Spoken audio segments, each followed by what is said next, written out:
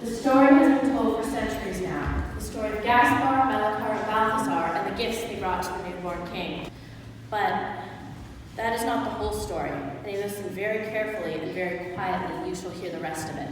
And you shall learn the secret of the gifts.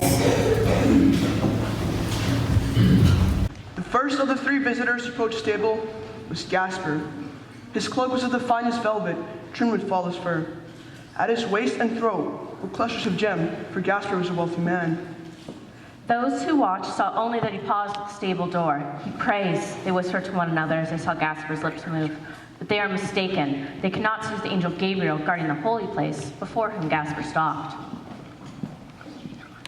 Then who are you? The voice of the angel was firm, but not unkind. I am Gaspar, and I've come to worship the king. All who enter here must bring a gift. Have you a gift? Indeed I have. He held aloft a finely wrought box. It was small, yet so heavy, his arms could hardly raise it. I brought bars of the purest gold. Your gift must be the essence of yourself. It must be something precious to your soul. Such I've brought. Gaspar spoke confidently, the hint of a smile upon his lips. So shall it be.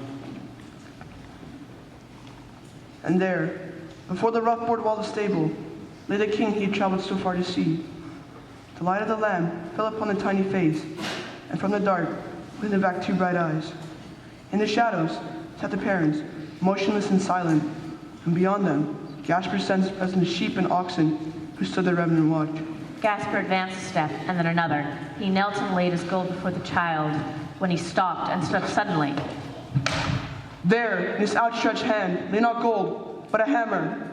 Its scarred and blackened head was larger than a man's fist, and his handle of sinewy wood was longer than a man's forearm. But so shall it be, and so it is. You have brought the essence of yourself. a hammer? What foul magic is this? None but the magic of truth. What you hold in your hands is the hammer of your greed. You have carried it, and you have used it to pound wealth from those who labor so that you may live in luxury. You have used it to build a mansion for yourself while others dwell in hovels. You have raised it against friends and turned them into enemies, and against enemies to destroy them. And then Gaspar realized the angel spoke the truth. Still, he protested. But it's heavy, the child cannot even lift it. He's the only one who can. But it's dangerous, he might bruise his hands or feet. That warrior must leave to heaven. The hammer shall find its place. And slowly, Gaspar turned to where the Christ child lay. Slowly, he put the ugly hammer by the baby feet. He stood up and turned toward the door to leave. Pausing only for an instant to look back at the Christ child before rushing out. The waiting world saw only the smile that wreathed Gaspar's face as he emerged from the stable. His hands were raised as though the wings of angels graced his fingertips. That much the world saw, and so the story has been told. Next to step the door of the stable was Melchior, the little Melchior. She was not so resplendent as Gaspar. She wore the dark rose of discolored, but her face bespoken of one who has lived long with A hush fell over the office as she too paused before The door, but only Melchior could see the angel who stood guard. Only Melchior could hear him speak. What have you brought? I bring frankincense, the essence of Cadian lands and bygone days. Your gift must be something precious to your soul. Of course it is. Then enter, and we shall see. Melchior stood breathless before the scene within. In all his many years for searching for elusive truth, she had never sensed such a presence as this. She knelt reverently before the king, and under his roof she took out the silver vessel of precious ointment. But the vessel wasn't silver at all. It was common clay, rough and grained as might be found in the humblest vessel. This is not the frankincense I brought. What is it then? It's vinegar. So shall it be, and so it is. You have brought what you are made of. You're an angel of fools. You bring the bitterness of your heart, the soured wine of life turned grim with jealousy and hate. For too long you have carried within you the memory of old hurts. As Melchior heard this word, her shoulders dropped. She turned his face away from Gabriel and shuffled with droop as if to hide the earthen jar. Wait, you must leave your gift. Melchior sighed with a pain that came deep within. How wish I could. How long have I yearned to empty my soul of its bitterness. But I cannot leave this here, not here at the feet of love and innocence. But you can, and you must, if you would be clean. This is the only place you can leave it. But this veal and bitter stuff, what if the child touches his lips? That worry you must leave to heaven. The vinegar shall find place. So Melchior left his present before the Savior. And they say that when she came out of the stable, her eyes shone with the clearest light of heaven's truth. Her skin was as smooth as the youth, so she lifted her eyes to gain upon horizons she'd never even seen before. And in that, at least, the story is correct. There was yet one more visitor to make his offering.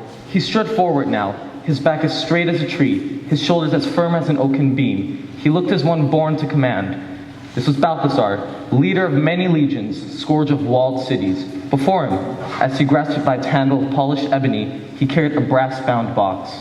A murmur ran through those who watched as I saw him hesitate before the door. Look, they whispered, even the great Balthasar does obstinance before the king who waits within. But we know that it was Gabriel who caused the warrior to pause, and we know too the question that he put forth. Have you a gift? Of course, I bring a gift of myrrh, the most precious treasure of my boldest conquest. It is the essence of the rarest herb, and many have died for such as this. But is it the essence of yourself? It is. Then come and we shall see. Even the fearless Balthasar was not prepared for the wave of awe that struck him as he entered the holy place of the Christ child. Closing his eyes, he knelt down and shuffled through the straw in reverence. Then he slowly released his grip upon the handle of the box, then raised his head and opened his eyes. What lay before him at the baby's feet was his own spear. The smooth shaft glistened at the sweat of his palms that moistened it. The steely tip of its razor's edges caught the light of the flickering lamp. It cannot be! Some enemy has cast a spell! That is more true than you know. 1,000 enemies have cast a spell on you and turned your soul into a spear. You think I like to kill? You angels know nothing of this world. I'm the defender of my people. Were it not for my spear leading them into battle, we should have been destroyed long ago. Living only to conquer, you have been conquered. For a moment, Balthasar hesitated. Then, taking control of himself, he reached down and grasped the spear and turned towards the door. I cannot leave this here. My people need it. We cannot afford to lose it. But are you sure you can afford to keep it? Once again, Balthasar hesitated. And once again, the sweat of his palms moistened the smooth shaft of his spear. A long moment passed. Finally, Balthasar loosened his grip, and the spear dropped towards the floor. But here, is it safe to leave it here? This is the only safe place to leave it. But he is a child, and the spear is sharp. It could pierce his flesh. That worry you must leave to heaven. And they say that Balthasar went calmly from the stable, his arms hanging gently at his sides. They say he walked first to Gaspar and Melchior, where they waited, and embraced them as siblings, as beloved friends he'd not seen for a very long time. And now you know the whole of it, the truth of the tale as it had always been told, and the deeper truths of the tale as it had actually happened. But what of their gifts? The hammer, the vinegar, and the spear, strange gifts to give a child, strange offerings to lay before a king. Well, there was another story about how they were seen once more. But the hour is late, and our stories have been many, so perhaps that is a tale which must be told at another time.